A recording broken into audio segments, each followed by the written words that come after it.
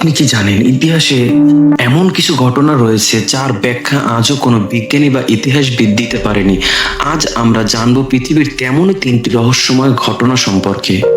এক নম্বরে রয়েছে ওয়াল্টার সামারফোর্ড।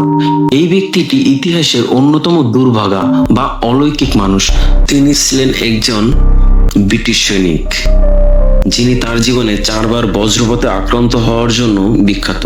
তার জীবন দশায় 3বার তার উপর বজ্রপাত হয়েছিল, যার মধ্যে 3টি জীবন্ত অবস্থায় এবং একটি মৃত্যুর পর তার সমাধিস্থলে একবার ঘটেছিল, যা তাকে ইতিহাসের সবথেকে দুর্ভাগা ব্যক্তি হিসেবে পরিচিতি দিয়েছে।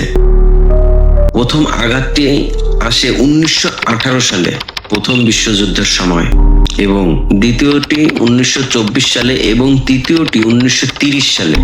অবাক করা বিষয় হলো মৃত্যুর 4 বছর পর মানে 1936 সালে তার কবরের উপরেও বজ্রপাত হয়েছিল, যেন প্রকৃতি তাকে কিছুতেই ছাড়ছিল না, যা তার অবিশ্বাস্য কাহিনীর একটি অংশ বলে পরিচিত।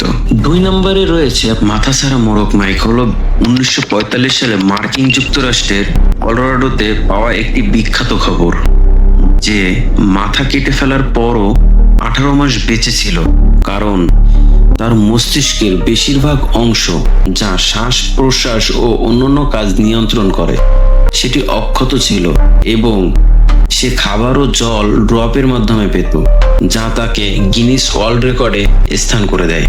আজও বিজ্ঞানীদের কাছে এক বিশাল রহস্য, এবং বর্তমানে ফ্লোরিডা কলোরাডোতে তার নামে বার্ষিক উৎসব হয়। 3 নম্বরে রয়েছে ডায়াটলপ্পাস রহস্য।